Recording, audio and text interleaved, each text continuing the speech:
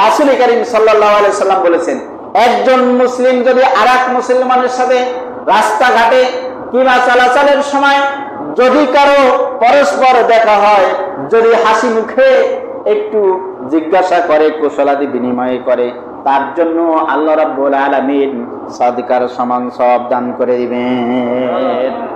সব সব সওয়াব, সব সওয়াব আর সওয়াব।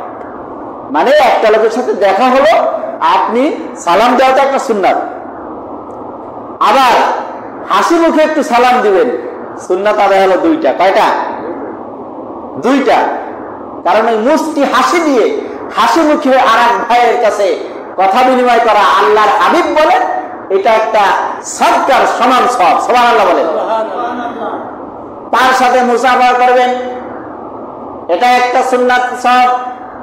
তার খোঁজ খবর নিবেন, তার ব্যথায় আপনি আমি ব্যথিত হব, তার সুখ দুঃখে আপনি আমি শেয়ার করব।